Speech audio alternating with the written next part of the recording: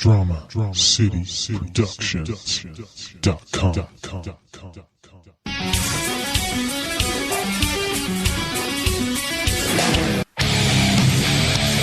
You are plugged in for the Podcast Wrestling Society, where you can get dynamic weekly pro wrestling and MMA related content.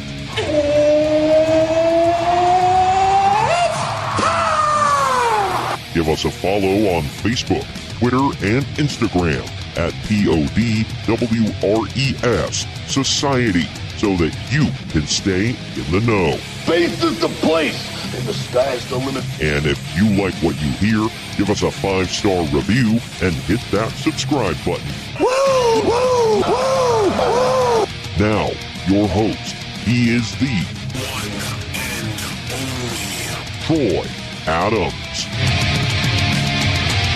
Welcome to the Dungeon of Doom here on the Podcast Wrestling Society. I'm your loving leader, benevolent host, Midwest Monster, and your master, Troy Adams. And my warrior for today, he is the Kevin Sullivan to my King Ayakea, Greg, my son. What up, Greg? What up? Of course, that is all in reference to the, hot Dungeon of Doom angle that ran during, Dude, that was on 1995. fire, man, back in the day. Hell yeah, it was. It was the hottest thing WCW ever had. All right? That's why they were beating WWE, Oh, hell yeah.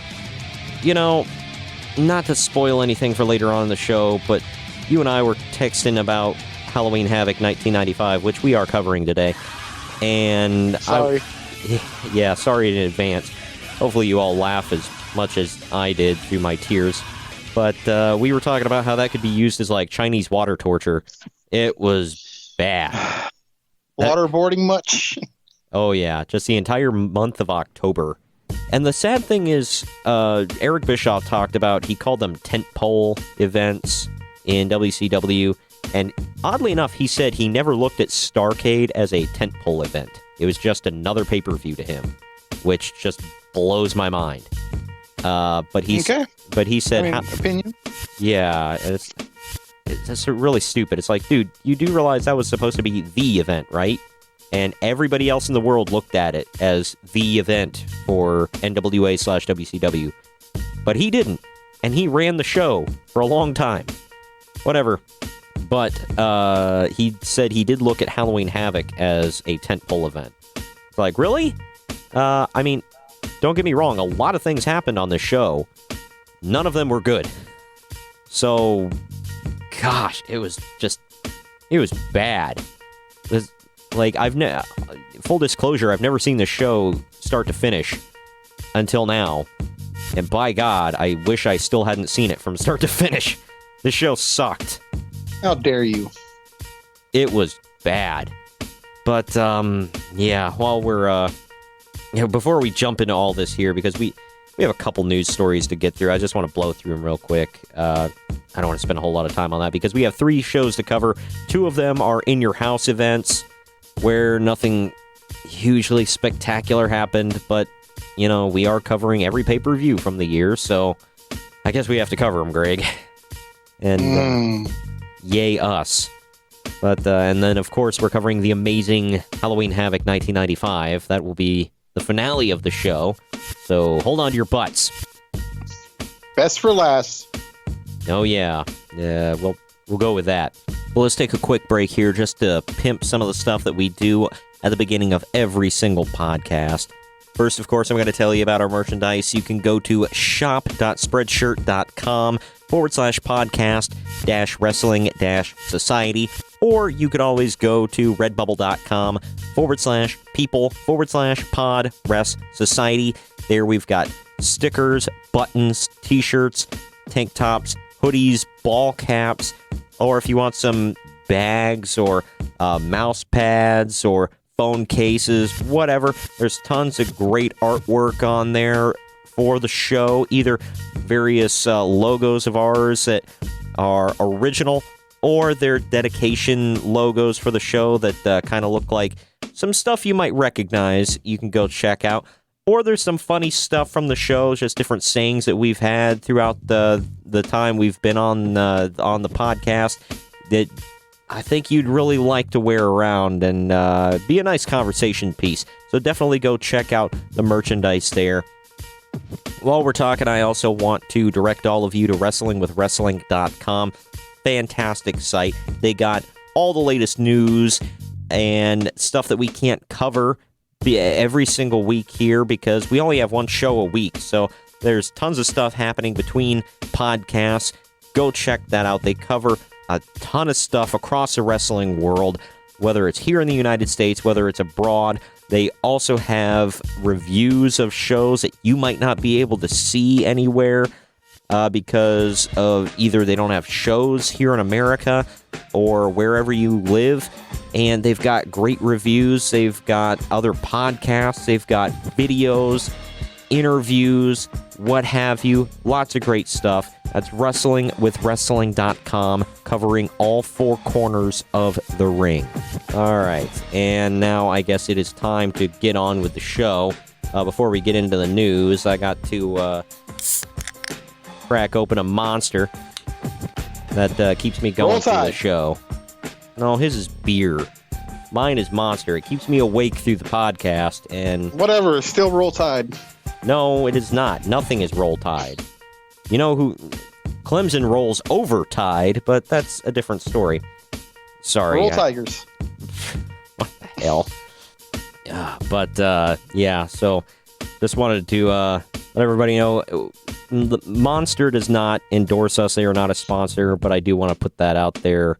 That well, then screw them. No, not screw them, Greg. Dang it. But they do help me get through every single podcast, and it's actually my favorite beverage on this planet. So putting that out there, if they would like to sponsor the show, then more power to them. I would absolutely love that. Cause, do they want to sell more in Switzerland? Yeah, I mean, maybe. I fully endorse their product, even though they have not yet endorsed the show. But you ready to dive into some news here real quick, Greg? I guess. All right, let's do it. There's actually some big stuff to get to. Some big stuff. Most of it's real quick. The first thing, what did we just talk about last week about journalistic integrity, Greg? That Ryan Satin doesn't have any? Yeah, well, after I just got through somewhat complimenting Uncle Dave for not printing all that crap that Ryan Satin did, he knew it, didn't he? He knew that I complimented him, so he was like, I'll show him. And he prints this crap that Ronda Rousey, after WrestleMania 35, is, quote, done with WWE. And then Rousey came out right afterwards. It was like, I am not done with WWE. I have a solid contract with them for multiple years. I cannot legally be done with them after WrestleMania. So you're telling me that Dave Meltzer reported something that was false? No, Greg. Ronda's plans changed, okay? That has to be the explanation. I just want to slap you for saying that. Well, come on. That has to be it, right? He's never wrong. He never prints inaccuracies. However, I guess from all the things I have read, she is not done after WrestleMania. However, she, as far as I can see, is saying that she is going to try to start a family, and she's going to take some time off after WrestleMania 35, which pretty much leads you to believe that she's dropping the belt. If not at the Rumble, then definitely at WrestleMania. So yeah, we've thought this before with Brock Lesnar, so I'm not buying it. Yeah, that is true. However, if she's been talking about wanting to start a family for a long time, so yeah, well, it takes money, so which she has a ton of, and you know her husband does too. Does he? Oh my! You just said Travis Brown has a ton of money. That implies he was a good fighter. Again, I want to slap you for that. Yeah, okay. He sucks. He does not have any money. That doesn't mean anything. Have you seen the checks that these losers get for getting their asses kicked? Yeah, but he hasn't lost in 2 years, or 3 years. Hey, maybe when was the last time Cain Velasquez beat the hell out of him? Whenever that was. Well, hey, maybe he was frugal with his money. You don't know. Maybe he wasn't, out there blowing it. I don't know. Either way, Rhonda's clearly the breadwinner of the family, but still. But yeah, she said, and allegedly after she has kids or whatever, she wants to only come back on a part-time basis. So she comes in for a full year, is pushed to the moon, wins the title, is headlining all these shows, and then she wants to Brock Lesnar it after that. Cool. Yeah, because Brock can. Waste of time. Why? I don't know. It just seems like such a waste of time to me. It's like, look, I get the whole wanting to start a family thing, but good Lord, like you just pointed out, what the hell is her husband doing? Can't they just travel with her? I don't get it. Why not have both? There you go. Buy a bus. Hell, pull a CM Punk and buy a damn bus. Why not? Whatever. Here's another one. This is being made a bigger story than it really should be, but it's something that you'll enjoy. And I'm not talking about this isn't a positive story, but I'll get to the negatives here in a minute. What are you trying to say about me? You'll see here in a minute. You'll enjoy this story. Roman Reigns is apparently going to be playing The Rock's brother in a Fast and Furious spinoff. Oh, yeah. The reason I said that there's some negativity around this story is because, marks are going to mark, Greg. And they're like, oh, well, he's not bedridden, therefore it's a scam. He doesn't really have leukemia because people don't know how leukemia works or chemotherapy. Like, they're looking for every single time somebody sees Roman in public. Wait a minute, he's not bald, he's lying. Or wait a minute, he doesn't look anorexic, he's lying. Like, you guys don't know how anything works. Like, good Lord. Well, the internet didn't say. Somebody pointed out, I can't remember who it was on the Pittsburgh Steelers that had, I don't think it was leukemia, but it was a form of cancer. And they caught it early enough, and he was going through chemo and all of that. He was still training and working out and all this other stuff between treatments. So he was in pretty good shape, and he was still, like, out in public. Like, they act like because he's not bedridden and 100 pounds soaking wet and bald, oh, he's lying about his cancer. Like, you guys are so stupid. One of my favorite ones is still he was suspended for a drug test, and that's what this whole thing is. People are seriously saying that this whole cancer thing is because he was... I saw a couple people say it, yeah. People just let their blind hatred of Roman Reigns for whatever the hell reason just make them so stupid. It's just like, it blows my mind, the stupidity of these people. What the hell ever. Well, it kind of doesn't me, because I've come to expect it. I can't believe that people are this just pig-headed and stupid about it. Like, oh, come on, good Lord. I try to have a more positive outlook on the world, and this stuff right here just, like, tells me I'm an idiot. We're trying so hard to be positive. Whatever. I guess I should think the worst of everybody right off the bat. Just realize everybody out there is anyone that follows Dave Meltzer, yes. Yeah, well, I don't know. This next story, neither one of us are going to give a damn about, but yeah, it's worth mentioning. WWE has announced they're developing a reality show, another one, with Bunham Murray that will, quote, document the search for the next great female competitor. Oh, God. So, Diva Search. Yeah. Bunham Murray are also partners with WWE on Total Divas and Total Bellas. Yeah. I'm shocked. Search for the next female superstar is the working title for the show. Casting applications are now open.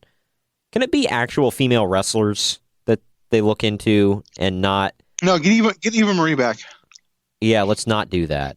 She's busy on Big Brother. All right, so with that Scaramucci guy that was in the Trump campaign or Trump administration for like a day. So that's just and OJ's former roommate. So yes, that's right. I saw that. Now I remember. Yeah. Kato Kalin, that's right. Yeah. That's just like... Oh, and Joey, what's his name? The guy from Blossom. Joey, whatever his name. Yeah, him. What's his last name? Why am I blanking? Lawrence. Joey Lawrence. Yeah, him. Yeah. I'm actually disappointed in him. I thought he was better than that, but I stand corrected. He is not better than that. Either way, can we, like, not get just, like, I used to be a swimsuit model, and now I decided I'm going to be a wrestler? Like, God. I hope we're over all of that, and they're actually going to pull in real wrestlers or people who give a damn about wrestling. And we're not having, like, on Tough Enough. Hey, boss, we got a blonde with big boobs. She can wrestle. I don't know if she can wrestle, but, man, she's got a big rack.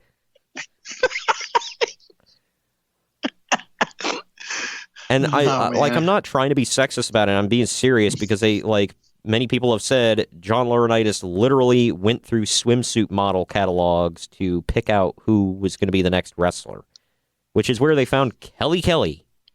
Shocker, I know. Which, by the way... And they named her Kelly. Yeah. Why did they name her Kelly when her name was literally Barbie?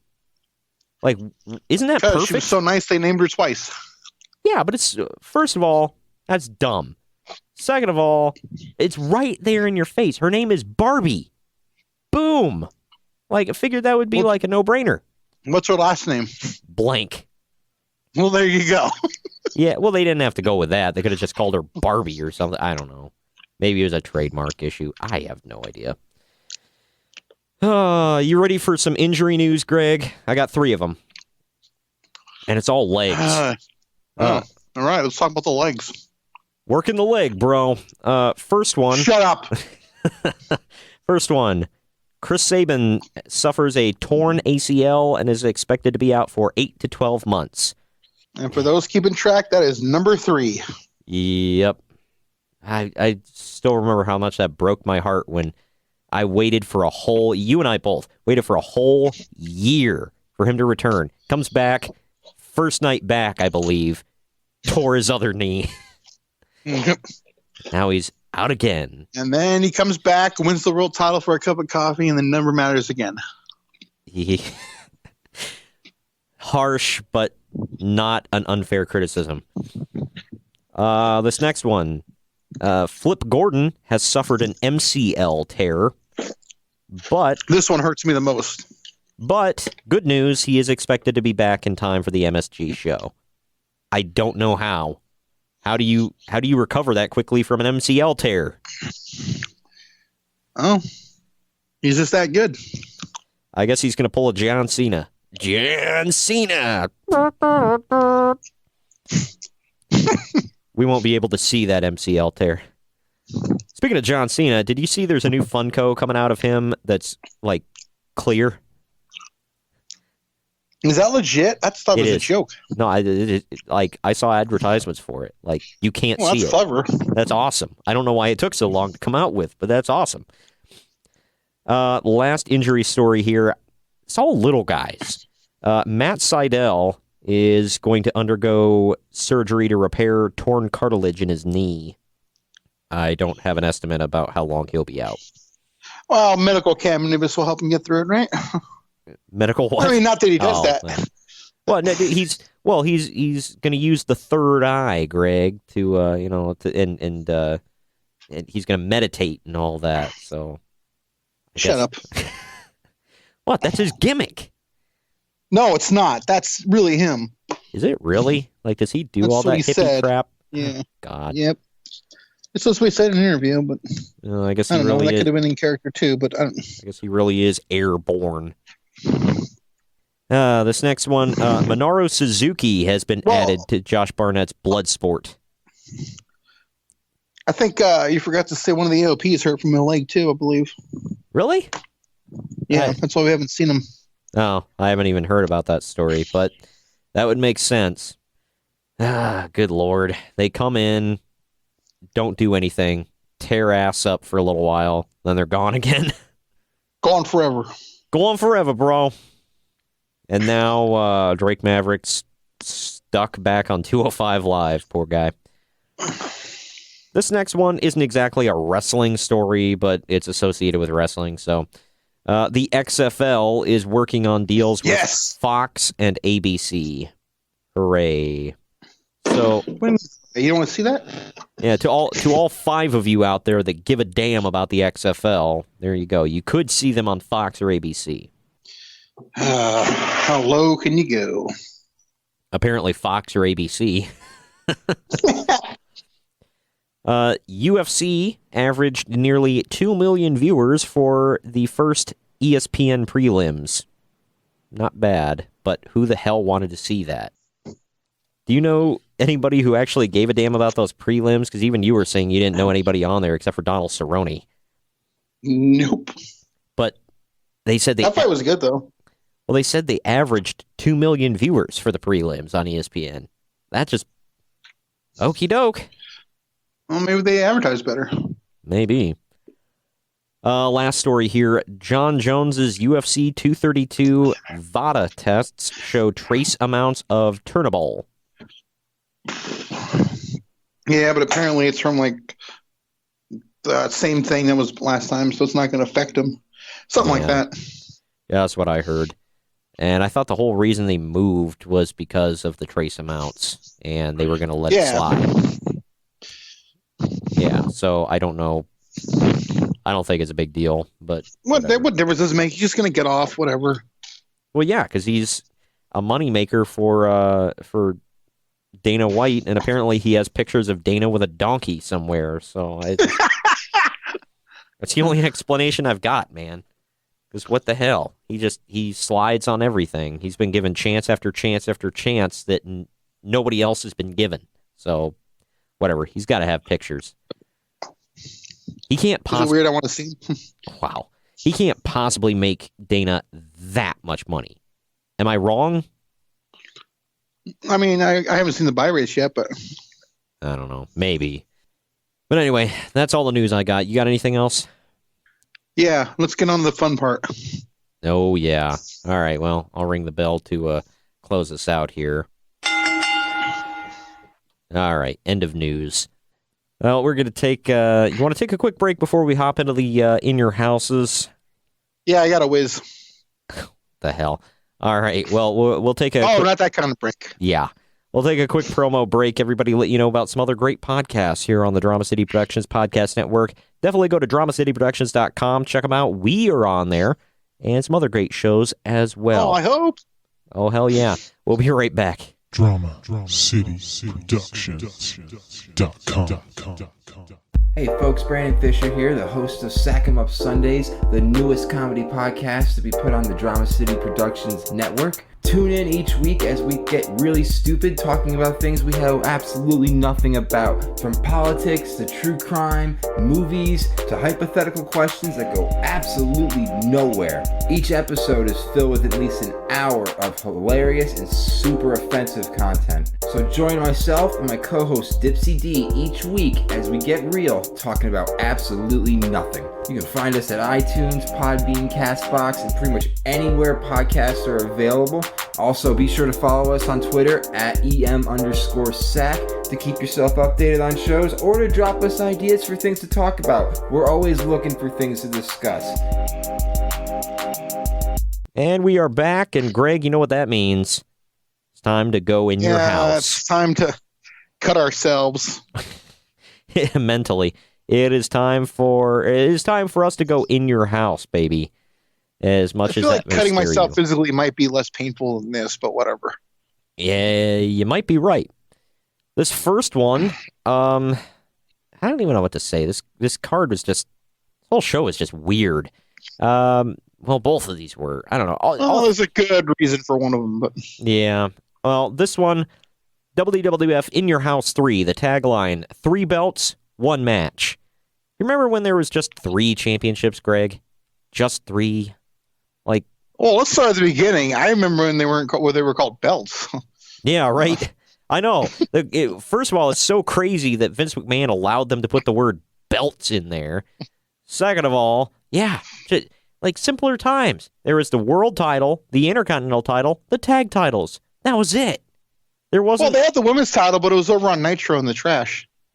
Holy crap. Not yet, but yeah, you're not far off.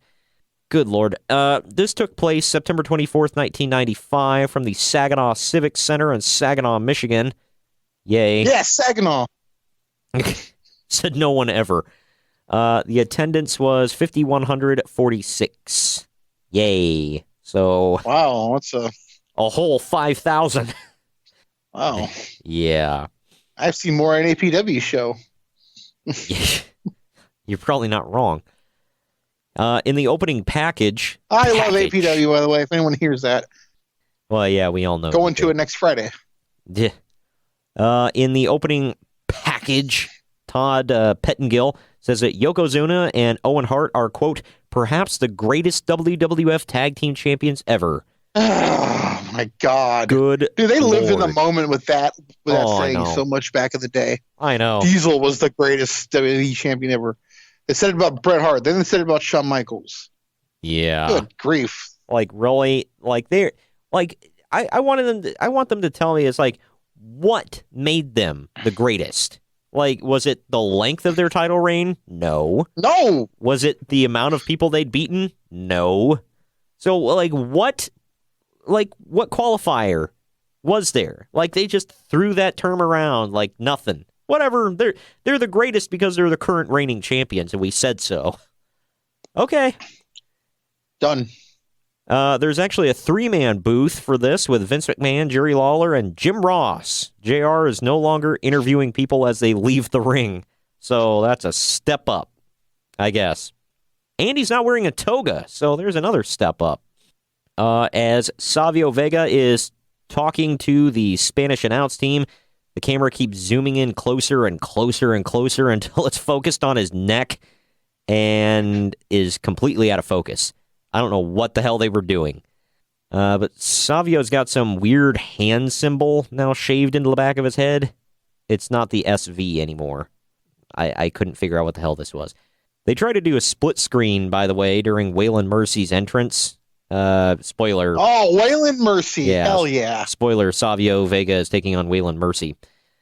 But they tried to do a split screen during Waylon Mercy's entrance, showing like one of his like promos.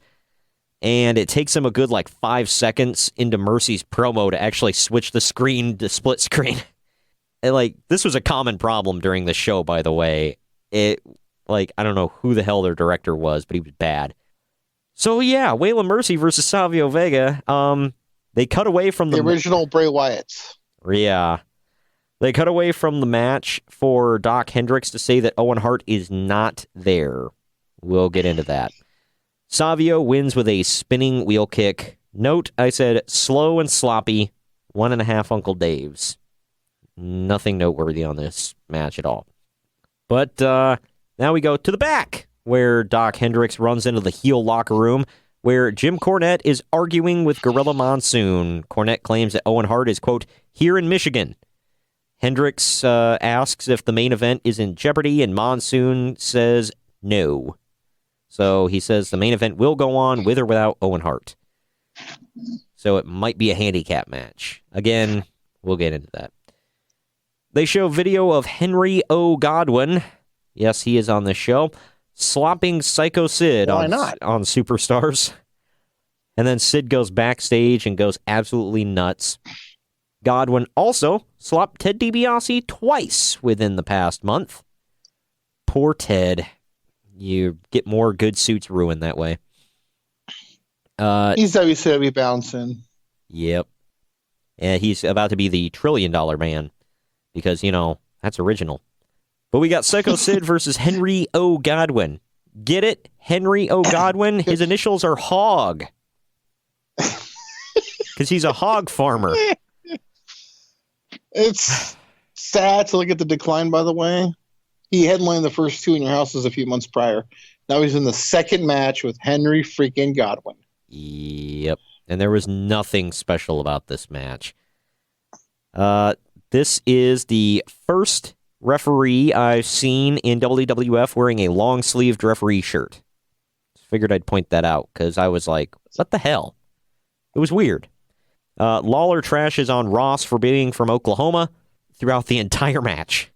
This match is pretty slow and boring. That's telling. Yeah. I said this match is very slow and boring. Who booked this crap? Godwin hits Sid with the slop drop, but DiBiase pulls him off the cover. DiBiase gets involved again, and it leads to Sid powerbombing Godwin to get the pin. 1.5 Uncle Dave's. Blah. Sid rolls Godwin out of the ring, and Sid argues with Ted over who will slop Henry, because they grabbed his slop bucket. Bam Bam Bigelow then runs down to attack them, and Kama attacks Bigelow. They then go to slop Bigelow, but Henry grabs a bucket from him, and he puts the whole thing over DiBiase's head. Ted goes nuts. They later show him, by the way, like, I don't know, 30 minutes later on the 900 line in the back talking to people, still covered in crap. Like, they didn't even let him shower before they put him on the phone. That was pathetic. Gotta live the moment, pal. Oh, yeah. Either way. To the back, where Doc Hendricks asks Gorilla Monsoon if the main event match will go on. Gorilla says that he's giving Cornette the choice. Either Yokozuna defends the tag team titles alone, or Cornette chooses a replacement partner for Yoko for one night only. A video. Yeah, it was a real mystery who was going to choose. Yeah, right. Well, they kind of ruin it right after this because they go right into this segment. A video is shown of British Bulldog turning heel by attacking Diesel from behind, having him laid out by Mabel. This next match, by the way, British Bulldog versus Bam Bam Bigelow. Bulldog got a haircut. You turned heel, pal. Gotta cut the hair. So, there you go. Bam Bam is back to doing his cartwheel instead of that stupid skip jump that I was complaining about. They break away to show Jim Cornette asking Sid to team with Yokozuna. Bam Bam goes for his moonsault and completely misses. Bulldog gets a 2 count off of it and then goes up top with a flying headbutt. I've never seen Davey Boy actually do a flying headbutt. They fight a little while longer. Bulldog throws Bam Bam chest first into the corner. Bam Bam comes out, and Bulldog nails a power slam for the win. I said, not a terrible match. I just couldn't bring myself to care. 2 Uncle Daves. Speaking of not bringing myself to care, they show a video preview for WrestleMania 11, The Special. Who would want to relive all of that? Apparently you and I do, Greg. Well, there was only 2 matches they showed. Which 2? I hope the last 2. The 2 main events, yeah. All right, well, still. What was the one? What were the 2 main events? I know Diesel and Shawn. What was the other one I'm blanking on? Bigelow and Lawrence Taylor. Oh, duh. Yeah. I guess if you're going to show... How do you forget that? Because it wasn't good. I don't know. That I try to put most of that card out of my mind. Bob Backlund walks to the ring carrying a Webster's dictionary for some reason, and of course he is. And he's shouting at fans. He grabs the microphone. Tell me all the presidents in order. Oh my God! He grabs the microphone and uses big words to insult the fans, calling them plebeians and whatever. The plebeians, yes. Yeah. And he insults their reading and writing skills. Man, what a burn. Backlund then introduces Dean Douglas. Woo! They show videos of Razor. They show videos of Razor and Douglas getting into it all month long. Yay. So I guess Bob Backlund is with Dean Douglas for this night. I don't think he was ever with him again. But yeah, so Dean Douglas takes on Razor. Razor starts off hot on Douglas. Tim White is refereeing this match. That's not wise. It is not wise. They cut away at one point to show Jim Cornette asking King Mabel to team up with Yokozuna. Man, that would have been right something. Now, you want to talk about the greatest tag team of all time. Boom. Either way, Mabel King effing Mabel. and Yoko just stare each other down. Douglas shoves Razor. I could eat more hot dogs than you, boy. Wow. That's I'm not touching that one. Douglas shoves Razor into referee Tim White at one point. That wasn't wise. As the ref is getting up, Razor nails the Razor's edge, and the 1-2-3 Kid rushes in to count the Hell three. yeah. He rushes in to count the 3 count behind Razor's back. Razor gets mad at the Kid because he thought there was the referee, so he got off the pin, and he shoves Kid out of the ring. Douglas then gets Razor into a sloppy O'Connor roll while holding the tights for the win. Notes, I said, pretty good match. Surprised to see Douglas go over. 2.5 Uncle Dave's. This was an odd storyline with the 1-2-3 Kid, in my opinion. It's still going on later on. We'll get to it. But Razor rolls Kid back into the ring, and he slaps him. Kid tries to kick Razor, and then all the geeks hit the ring and try to separate him. They then show a commercial for In Your House 4, live from Winnipeg, you idiot! Next month, it will be The Undertaker versus King Mabel, and the debut of Goldust. So hold on to your butts for that one. I'm just gonna put the asses in the seats. I was gonna put the asses in. You know what? Never mind. I'm not going there.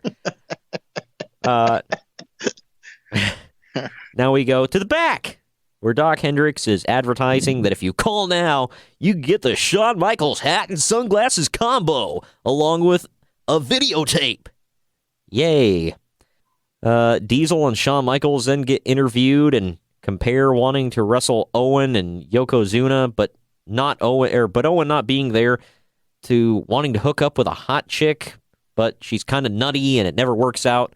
I have no idea what the hell Shawn is talking about in this promo. Diesel says, "I smell a rat," and Shawn says, "I thought that was just Doc over here." What the? It's his hair.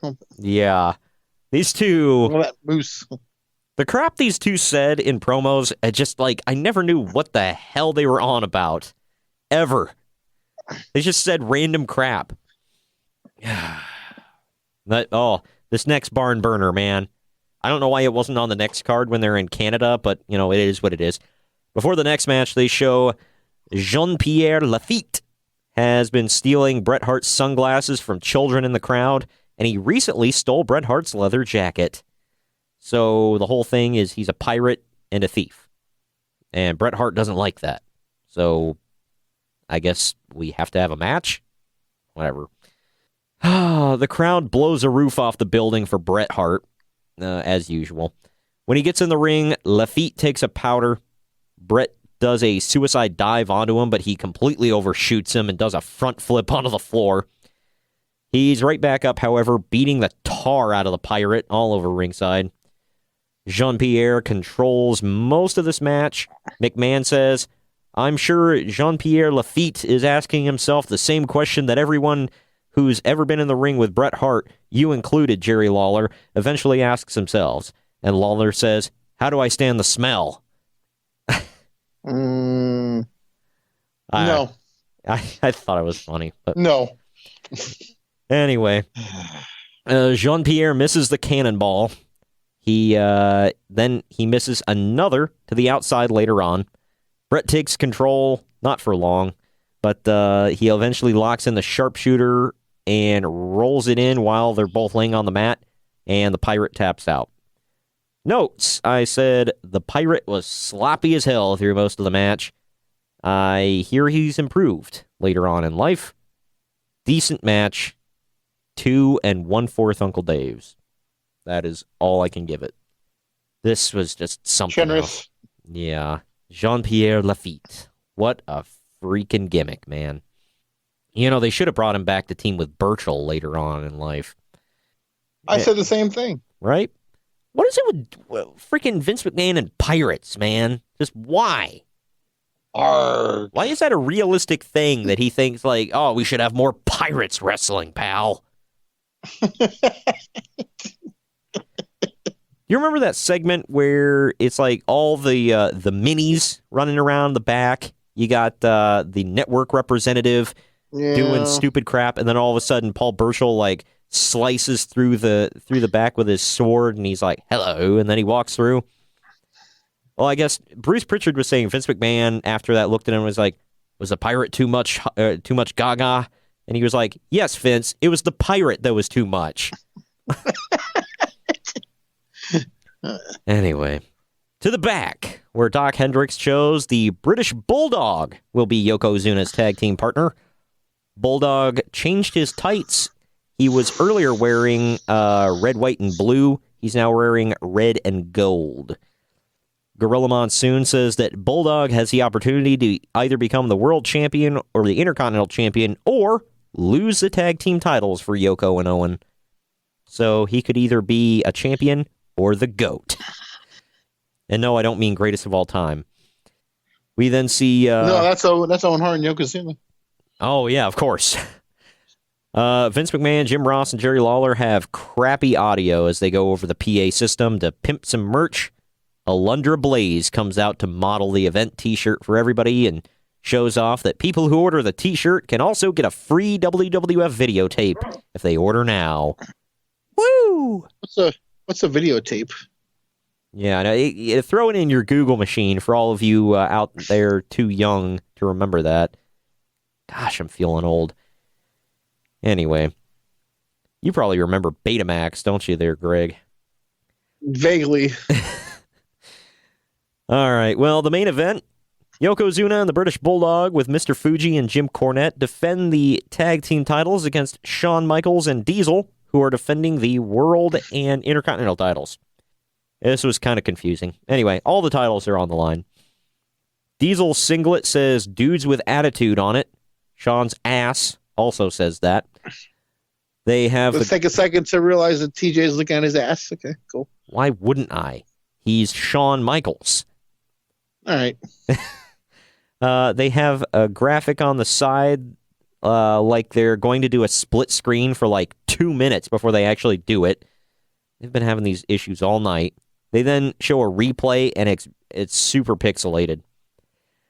Diesel motions for the jackknife on Bulldog, and HBK takes out Cornette on the apron. Yoko then hits a Samoan drop on Diesel before Shawn super kicks him out of the ring. Bulldog hits Diesel with a power slam, and HBK elbow drops him off the top. And then Owen Hart suddenly shows up. That one actually, I didn't know he was going to be there. But Owen shows up, and he dives off the top rope, gets punched in the gut, and takes a jackknife. Diesel pins him, and they're the tag team champions. Notes, I said, how was Owen legally allowed to compete in this match? Good match, but the ending was confusing. 3 1/4 Uncle Dave's. That gets overturned. Yeah. Does that get overturned, or like what the hell happens? Yeah, because Owen wasn't legally in the match. Yeah. So he couldn't lose the match. Yeah. I was like, why is this ref so stupid? He's like, wait a minute. You weren't in this match. I'll let it fly. Like, what? What? This isn't Lucha House Party rules. What gives? Man, they were already doing this crap before Lucha House Party. Think about that. Or don't. Your head might hurt. Preview. Gosh. Yeah, let's not. But anyway, that was In Your House 3, everybody. Hooray. We still have one more to go. You ready for In Your House 4, Greg? No. Yeah, nobody's ready for this. It was not a good show. I know.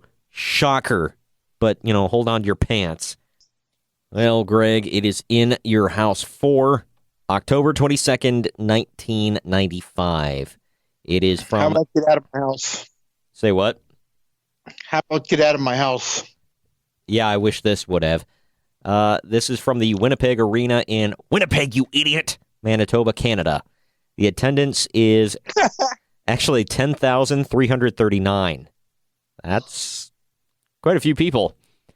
And Bret Hart wasn't even on this card.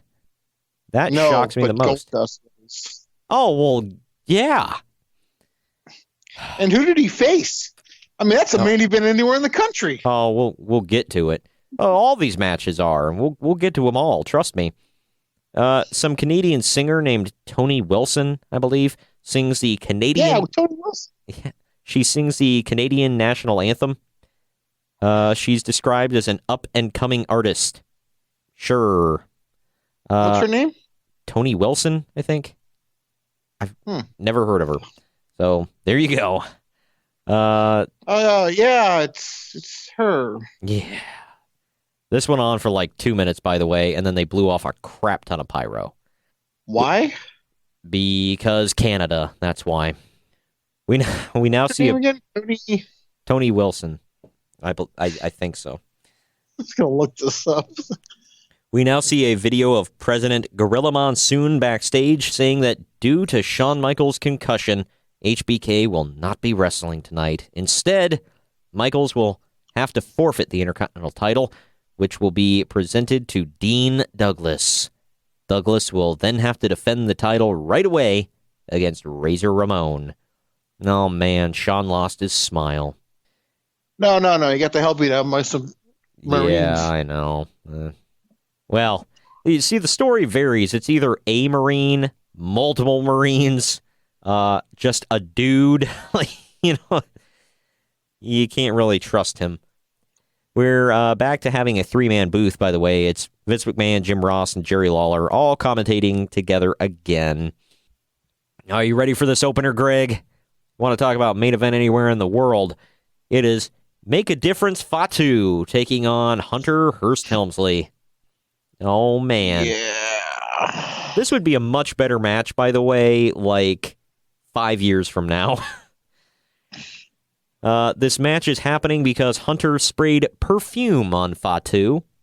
Vince made the same joke 2 months in a row about if it was raining, Helmsley would drown with his nose stuck up in the air like that. Apparently, he thinks he's clever because he's said the same joke multiple times. Gotta get over. I guess. Fatu attacks Helmsley before the bell and beats him up. Fatu gets his neck tied up in the ropes at one point, and Helmsley beats on him.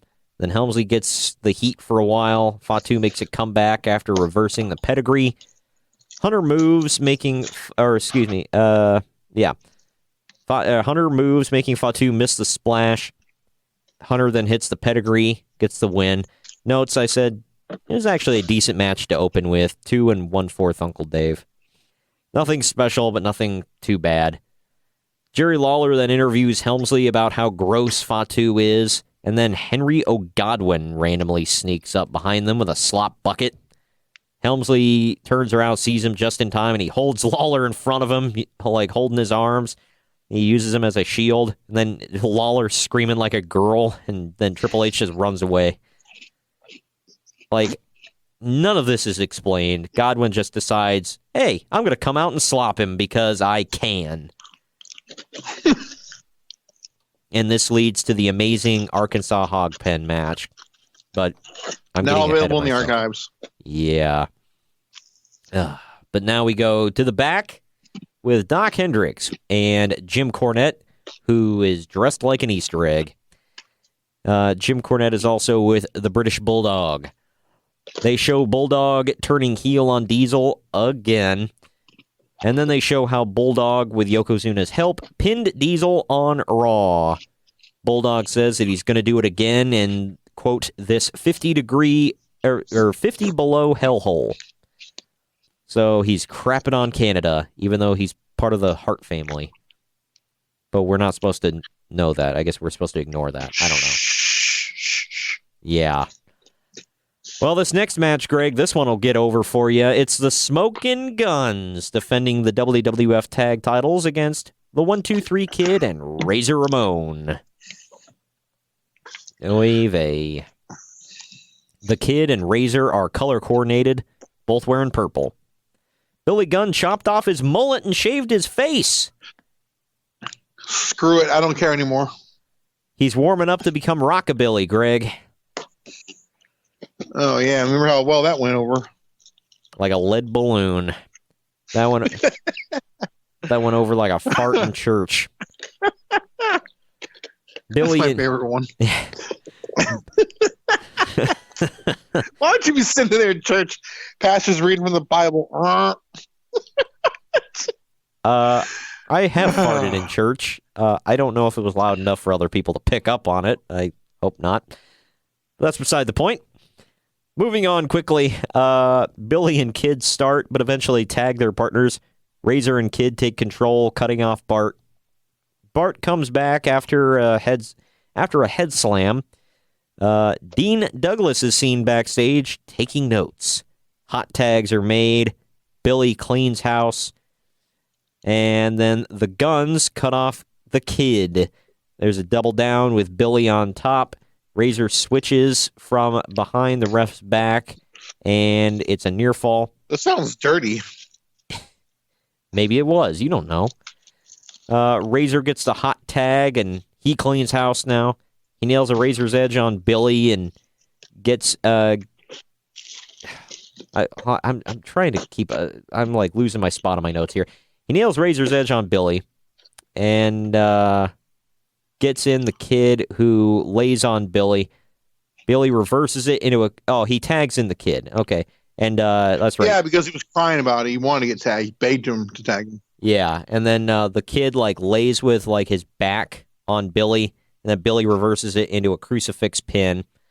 So the Guns retain. I said decent match that continues the Razor 1-2-3 Kid story. I gave it 2 Uncle Daves. It was average. The 1-2-3 Kid shoves Razor Ramon after the match and tells him to leave. He then attacks the Guns and takes their titles. Razor comes back and talks him out of taking the belts, calms him down, and then he applauds the Guns. So much for being the bad guy. Either way. To the back, where Doc Hendricks is pimping life-size cardboard cutouts of Bret Hart and Shawn Michaels. If you call now, you can get these life-size cardboard cutouts. And wouldn't you want Shawn Michaels in your house 24/7, ladies? This was weird. Who would want any of those? Nerds? I don't know. Dave Meltzer. Anyway, moving on. This is the match, Greg. This is the match. Main event anywhere in the world. This was actually, I believe, on the Best of In Your House cassette tape. It was Marty Jannetty versus the debuting Goldust. Yay. And if you're going to have debut against anybody, it better be against Marty freaking Jannetty. Oh, hell yeah. He's tasseled from head to toe, baby. I know. Looks like a freaking turkey. Yeah. Look at the gobbledygook rat less than him. Good Lord. But yeah, this is Goldust's debut. He looks huge. Huge. Huge. I was like, wow, way to get in shape Part of for him this, was big Dustin. league. I was like, way to get in shape for this debut there, Dustin. I said... Well, he is Dusty's kid. Yeah. I know Marty's young here, but he looks like 40. He looks kind of old. Gold confetti falls from the ceiling for Goldust. Imagine seeing the natural Dustin Rhodes on WCW TV, by the way, and then you see this. Just think about it. I still believe it was a rib. Maybe. I don't know. It looks like he painted his old cowboy boots gold and silver, by the way.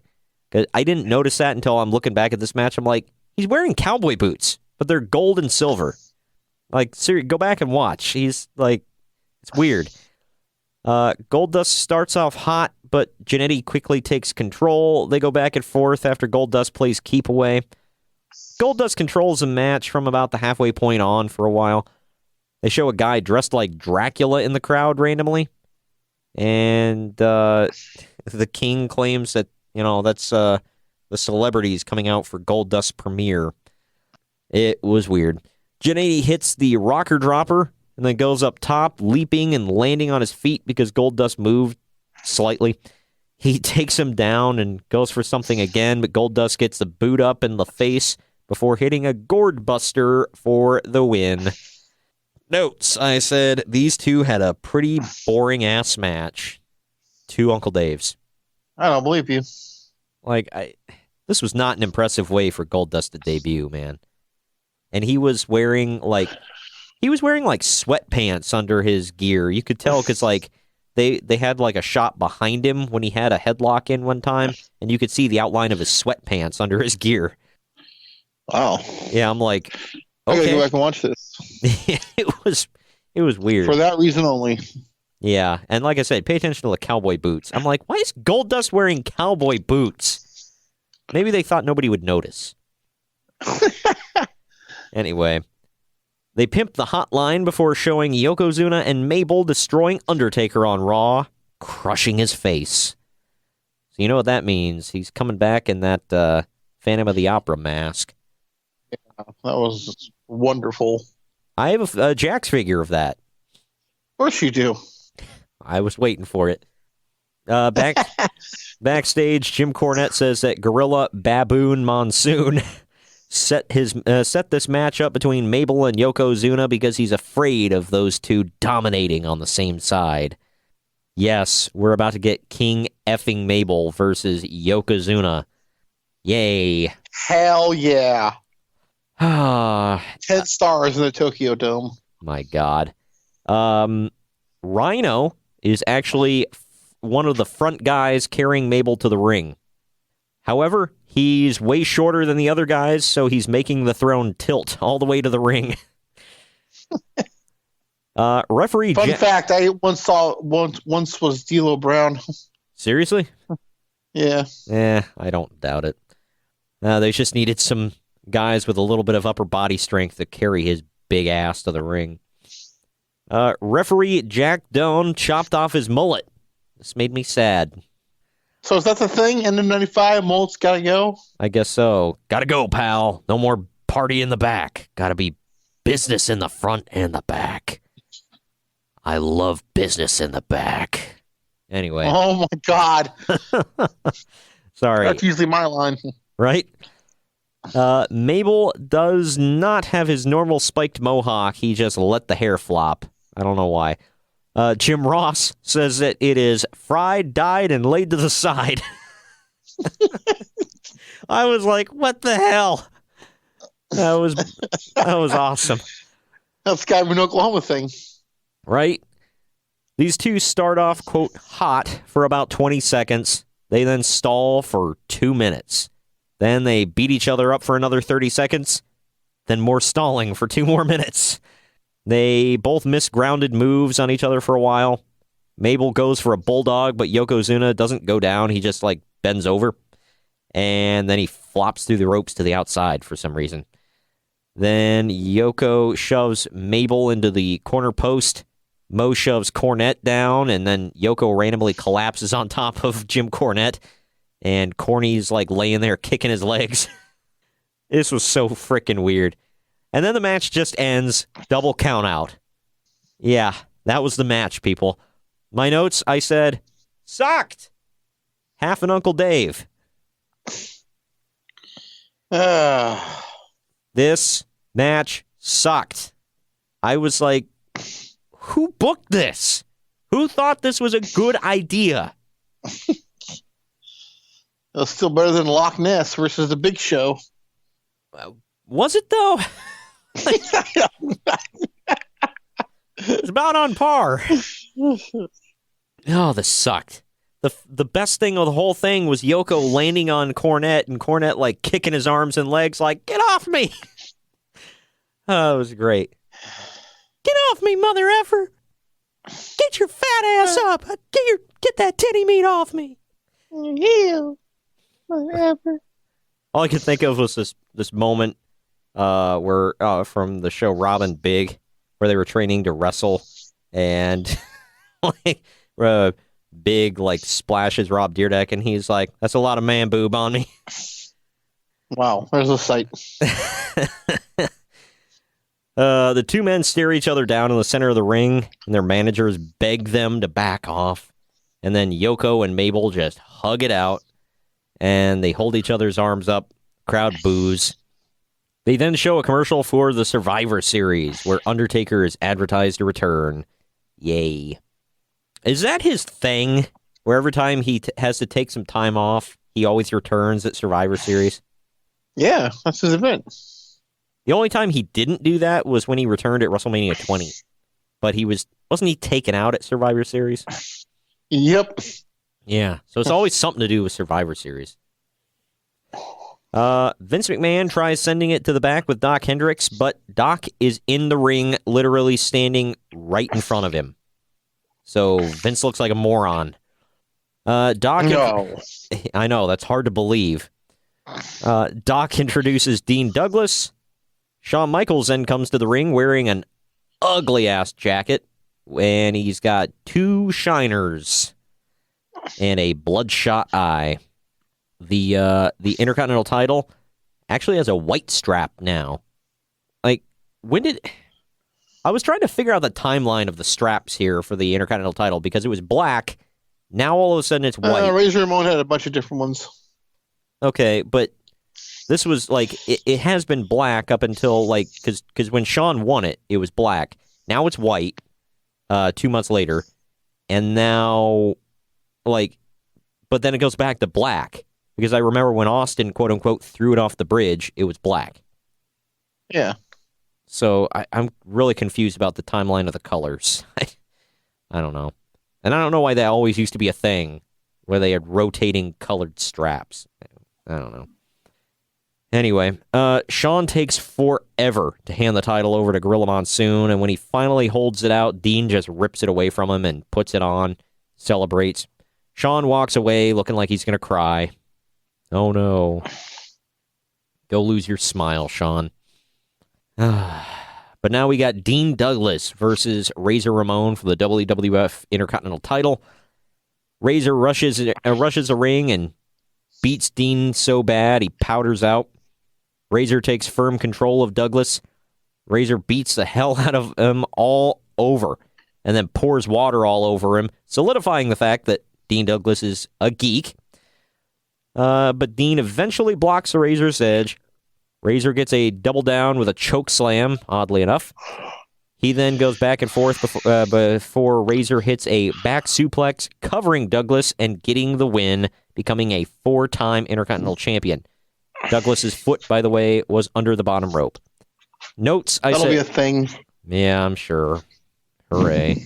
Notes, I said, decent yet confusing match. Douglas looked like a total dork. 1 3/4 Uncle Dave's. My whole thing is, if they were just going to give Razor the belt, why not just have these two wrestle for the vacant title instead of giving it to Douglas for a total of like 10 minutes? So we'd have a reign with it. Why? I don't know. Stupid. Either way, Bret Hart was not scheduled to wrestle on this card, but he was here. His theme hits and a ton of pyro goes off, just a metric butt ton. The crowd goes absolutely ape crap. Bret then comes to the ring and he chases Jerry Lawler away from commentary. Lawler tries coming back. Bret chases him off again. And then Bret goes and sits on commentary because reasons. In the back, Doc Hendricks is pimping the Two Dudes with Attitude t-shirt. Because we all got to have that. I had that. Seriously? Yeah. Oh, wow. Doc then approaches Diesel, and he asks him what his mindset is. Diesel looks at him, and he says, Doc, I'm feeling awfully funky. And then he just walks the ring. Oh, my God. Like, I forgot about that. What does that even mean? Like, means we're about to get an epic match. Oh, yeah, definitely. I will say it's probably one of the better matches of the night. It was Diesel defending the WWF title against the British Bulldog with Jim Cornette in his corner.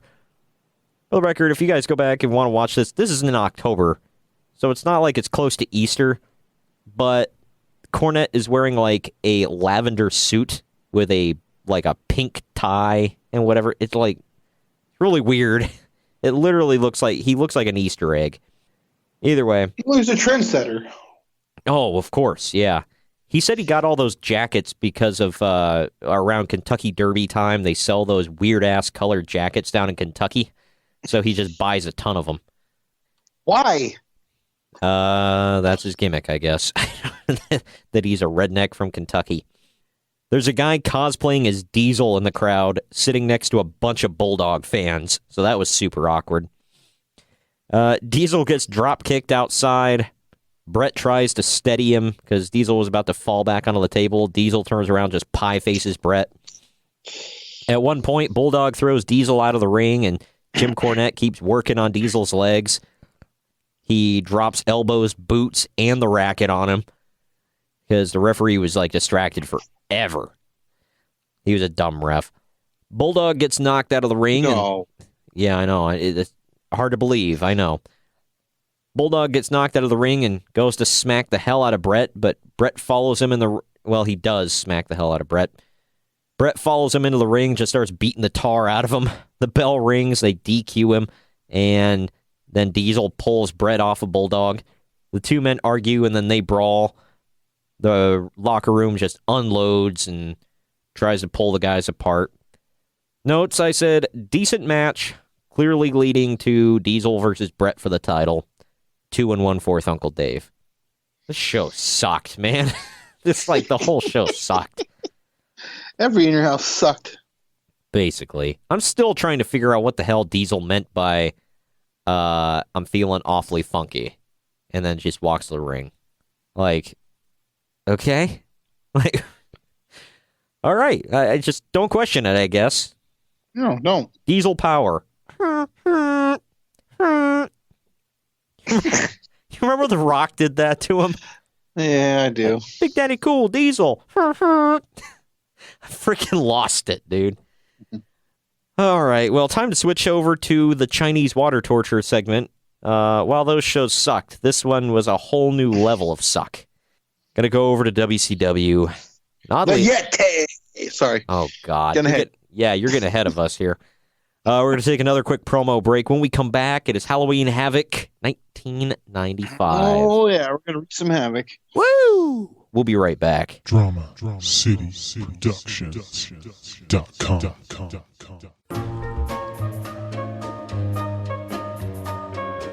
Small Town Mentality Podcast with your host, Ben. A podcast about nothing and everything. A podcast where we get together with friends, drink beer, and see where the conversation takes us. We don't edit. We don't care what people say. It's small town people with a small town mentality. It gets offensive at times, lots of swearing, and a whole lot of not caring. Available everywhere you get podcasts. You can find us on Twitter at STMPod, on Instagram at STMPodcast, and on Facebook at Small Town Mentality Pod. We'll see you there. Drama City Productions.com. This is Conversations with Paycheck and Red, a weekly podcast with two good old boys talking about anything and everything that crosses their mind. You may not know what you're going to get with an episode of Paycheck and Red, but you sure know you don't want to miss it.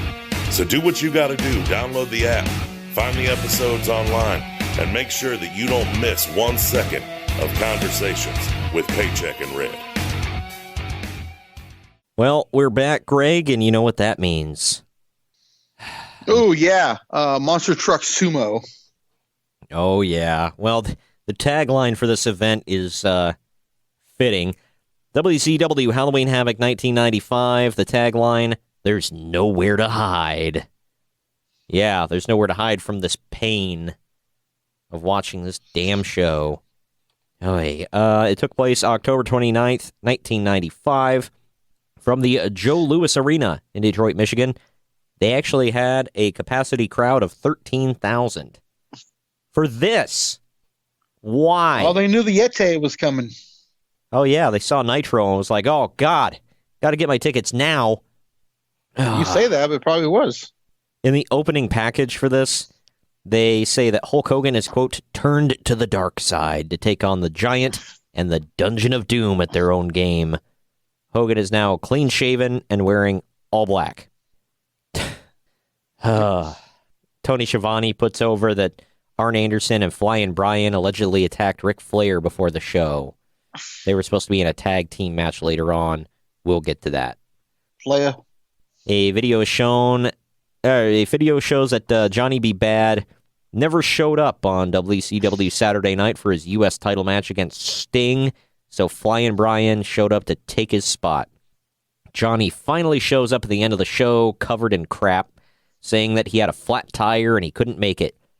DDP then walks up and verbally trashes Johnny and says that people like you don't win championships, people like me win championships. And then Max Muscle messes up and lets it slip that Johnny had, quote, 4 flat tires. And Johnny said, I only said that I had 1 flat tire. And then he punches DDP. This was terrible acting, by the way. No, you don't say. And this was like, this angle was better suited for like the 1970s, but they're like, it'll work in 95. Stupid. Yeah, because no one's watching. Yeah. And I like how Gene Okerlund like pokes holes in the logic right away. He's like, why didn't you call us and say that you were having car trouble? He's like, well, if I had a phone, don't you think I would have done that? It's like, wait a minute. So you couldn't find a phone? Like, does your house not have a phone? Like, what? Like, why did you not have one? Like, that was never explained. But regardless, this opening match is Diamond Dallas Page with the Diamond Doll and Max Muscle. He's defending the WCW television title against Johnny B. Freaking Bad. A Johnny B. Bad impersonator comes out onto the stage back first, so you can't see that it's not him, and he distracts DDP. Johnny, the real Johnny, then jumps DDP from behind and beats him up into the crowd. Then he puts a bucket over his head. He throws him into the ring. DDP eventually gets the upper hand and dominates for quite a while. This match consisted of a lot of headlocks and a lot of cheating until Johnny finally takes over again. Max Muscle accidentally clotheslines DDP right in front of Nick Patrick, and then Johnny gets the pin. So he just let it go. My notes, I said sloppy. 1 3/4 Uncle Dave's. It's not even average. This match just blew. Good start. Yeah. Speaking of things that blow, the Zodiac takes on the Macho Man Randy Savage up next. Woo! On his way to the ring, Macho Man hugs a hot chick, and Tony Schiavone stops in mid-sentence and says, hello there. That was kind of weird. Some skinny dude that looks like Dave Mustaine from, can't even think of the band now. I'm thinking it's not Iron Maiden. What's the other? You know who I'm talking about? Yeah, I can't think of their name either. Gosh, people are going to eviscerate me on Twitter. I can't think. We'll erase this. Megadeth. Megadeth. That's the band. I knew it was. I didn't want to give it to you. I'm sorry. You dick. You're a dick. Anyway, some skinny dude that looks like Dave Mustaine from Megadeth jumps into the ring during this match, and he runs at the Macho Man, but he gets tackled by security and referees. Bobby Heenan says it was probably a drunk. Macho Man wins in short. You want to talk? Right. Macho Man wins in short order with a flying elbow drop. Notes, I said, I guess Kamala was supposed to wrestle Macho Man, but Kamala had quit before this event. That's a big loss for WCW, man. What are they going to do without Kamala? That Dungeon of Doom took a huge hit when they lose Kamala, man. Right? How are they going to... Well, you'll see who they replace him with later, and it was worth it. All right? So I gave it half an Uncle Dave. To the back, where Mean Gene Okerlund is pimping the hotline. Shocker. He then introduces Johnny B. Bad, who says he tells all the children that if you dream, you can achieve. And he says dreams do come true. He's clearly training for his next career. Okerlund says that when they go out for Greek food that night, he'll sing Tutti Frutti at the bar in honor of Johnny. Oh, my God. Bobby Heenan says, yeah, Gene Okerlund singing at a bar, that's a good way to up the business for the surrounding restaurants. Oh, that was funny. They then show a video of during the summer, after a match, a guy named Kurosawa sneak attacked Hawk and, quote, broke his arm. Now Hawk wants revenge. I've never heard of Kurosawa. Turns out... Me neither. Turns out he went on to be Manabu Nakanishi, who, he actually had a decent career in New Japan Pro Wrestling. This was not that career. It was Kurosawa with Colonel Robert Parker taking on Road Warrior Hawk. Kurosawa is dressed like a young lion. For those of you not familiar with the Japanese way, like when you're in training over there, you get plain black trunks, no knee pads, plain black boots. That's what he was wearing. That's what they call them, young lions. Hawk dives out onto Colonel Robert Parker at one point. This allows Kurosawa to take over. Kurosawa pins Hawk and puts his feet on the ropes. Parker holds on to his feet, allowing him to get the win. Notes, I said, blah match. Kurosawa wrestled like a rookie. Apparently, he was only 3 years into the business at this point. I gave it 1 1/3, or 1 1/4, Uncle Dave. This match stunk ass. Not good. Not Bad. good. Bad. Not good at all. Now, to the back, where Gene Okerlund is interviewing the Macho Man.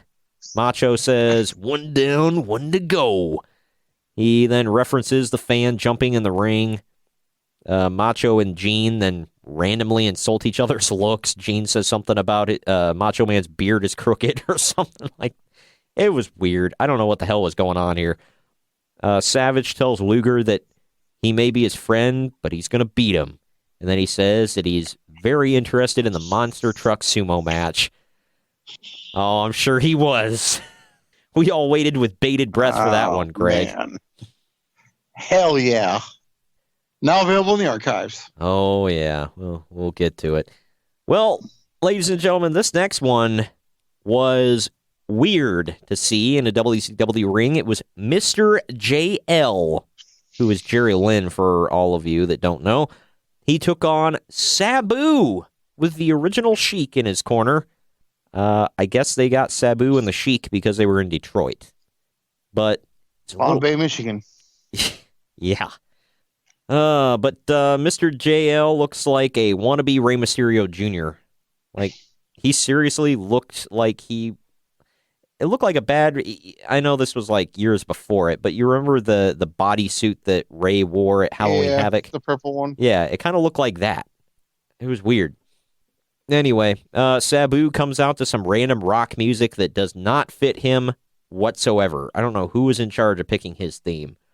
This match starts off sloppy as hell. At one point, Sabu does a moonsault onto JL and the Sheik at ringside. The Sheik is walking with a cane, and he still moonsaults onto his ass. Sabu does an Arabian facebuster at one point and lands on JL's head. That was nice. Sabu wins with a rope-assisted moonsault. The Sheik then throws a fireball into Mr. JL's face, because you gotta, have fire for this one. That'll really crank it up a notch.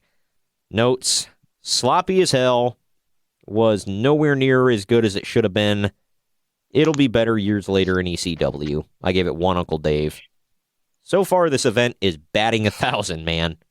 Speaking of, here's where it really starts to crank up, Greg.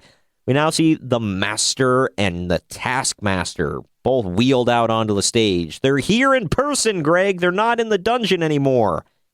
Yay. Go back.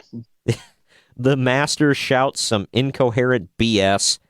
He tells Sullivan, my son, to kill Hulkamania around the world. I don't know why they hate Hulkamania. That's never really explained.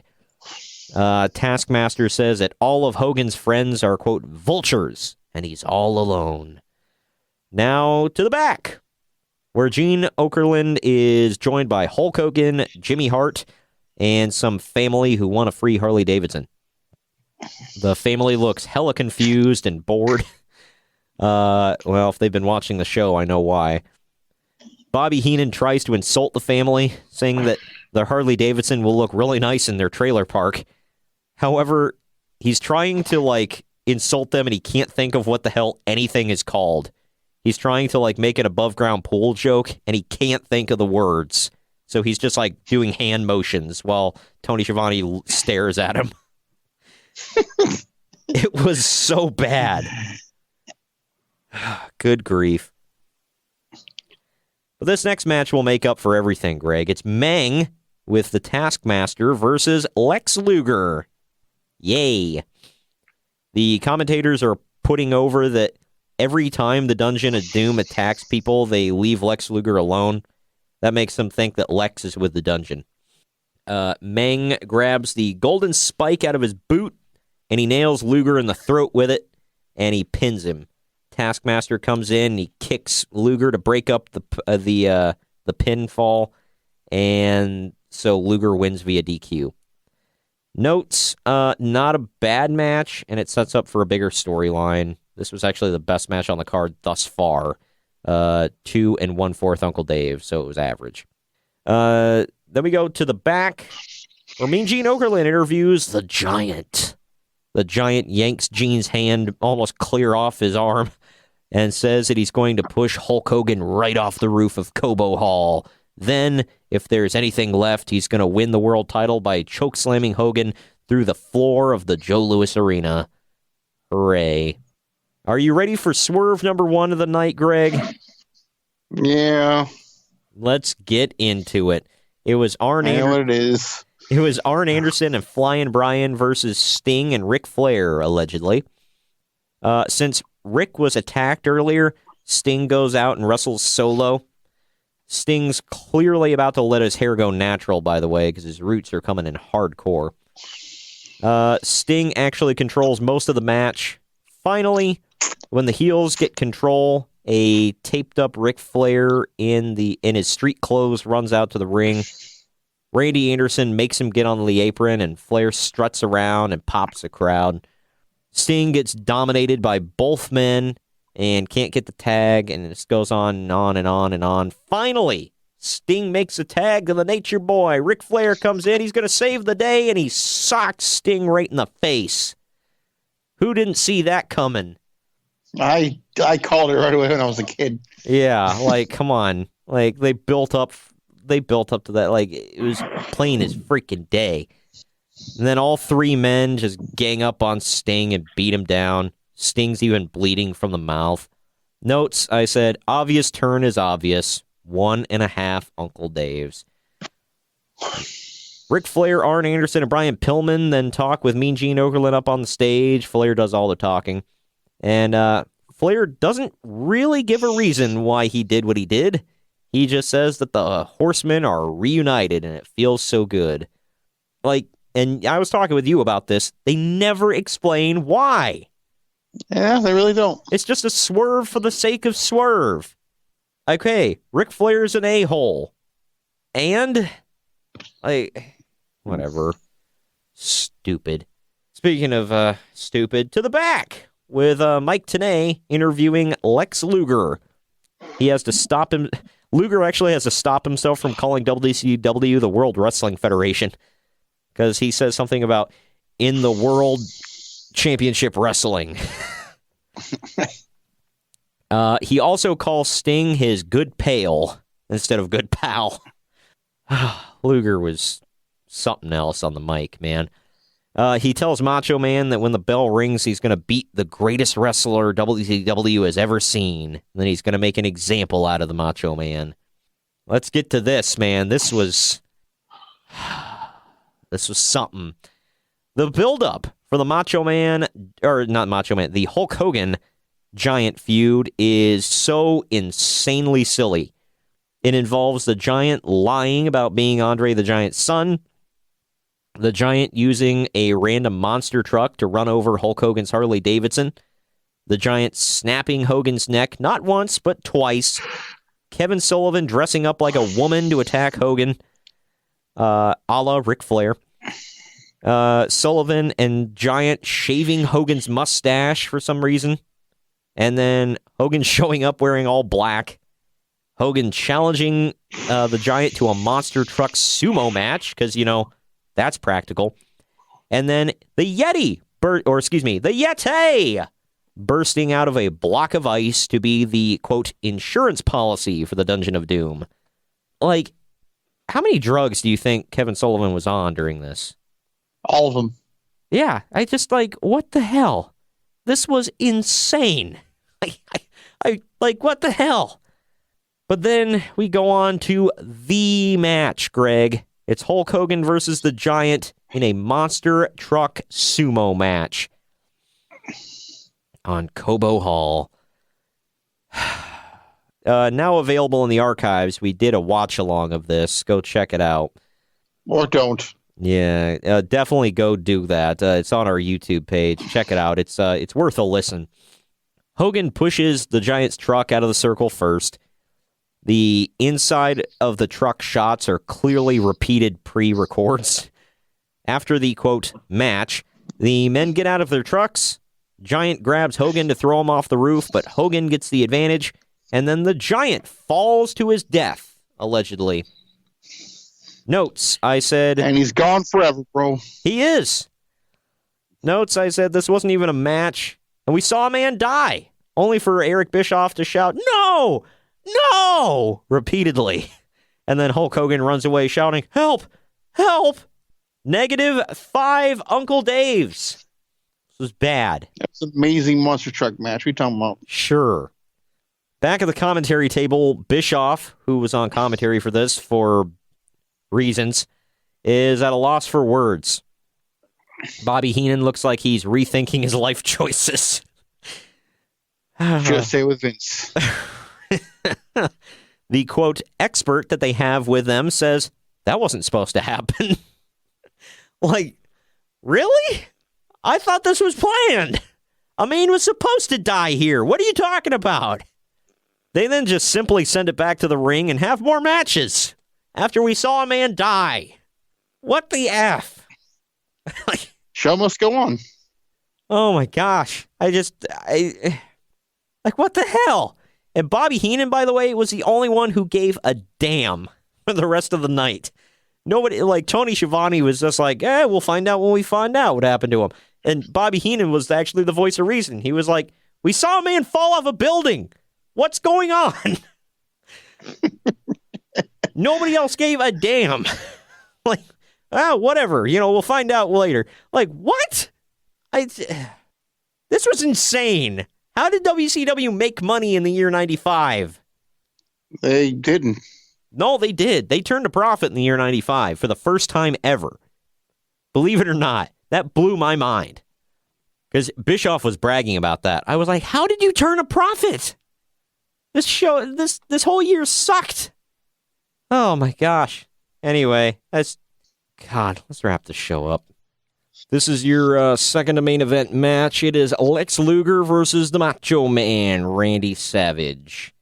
One of the tombstones I notice on the stage when they're coming to the ring says Crockett.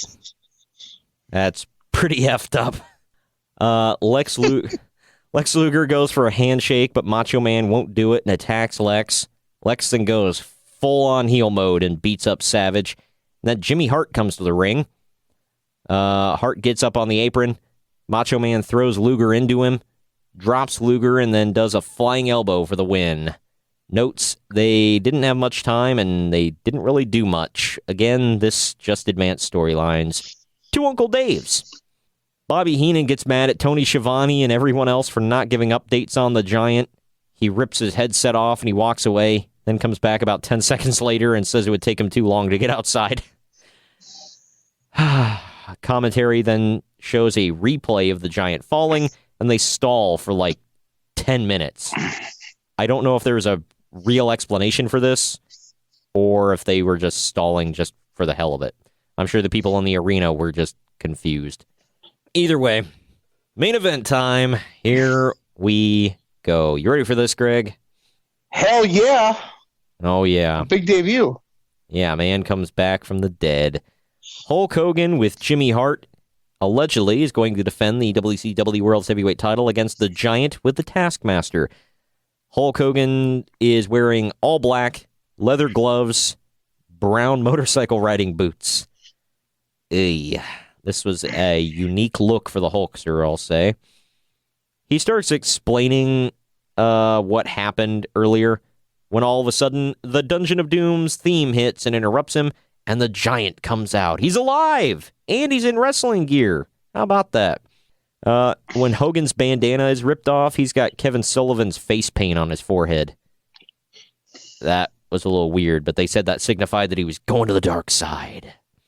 Either way, Sullivan tries to leave with the Giant at one point, but Hogan goes up and brings him back. Giant chokeslams Hogan at one point, and Hogan flops like a fish, like he just got electrocuted or something. Hogan perfectly body slams the Giant and hits a leg drop on him.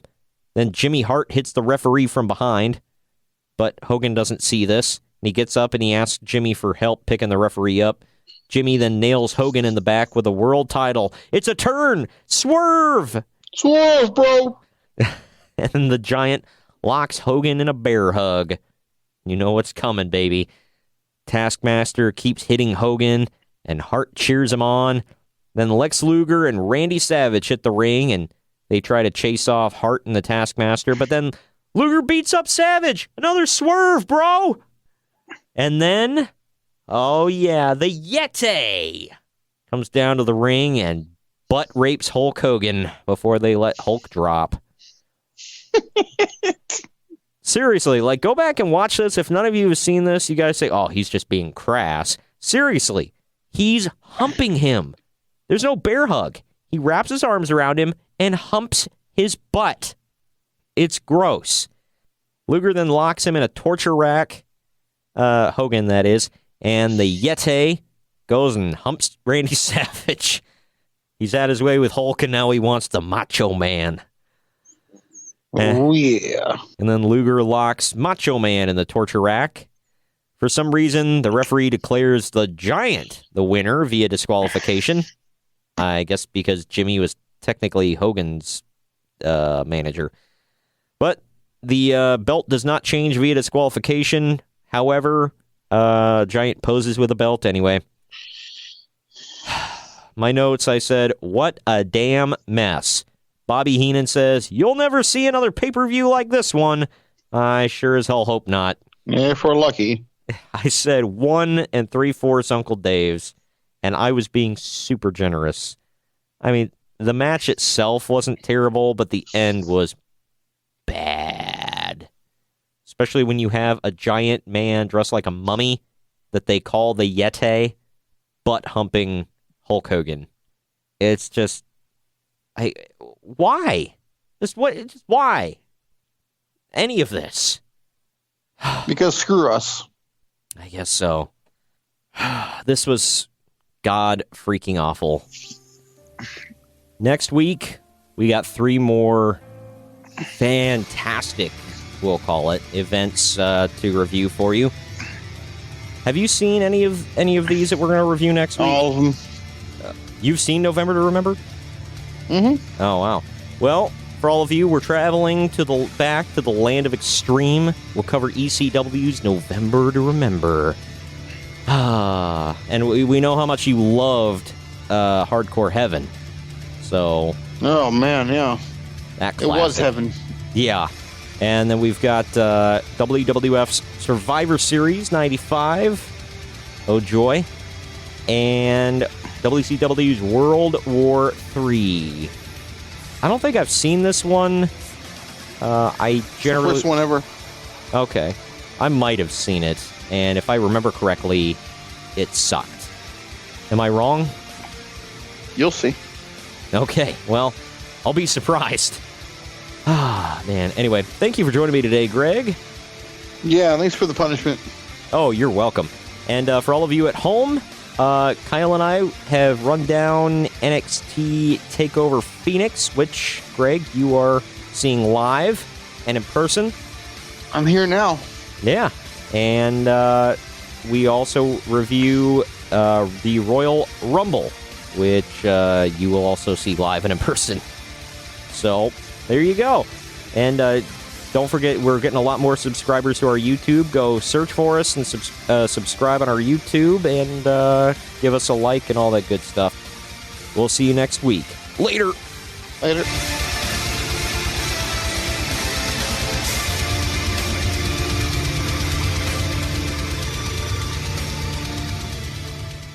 This has been a Drama City production.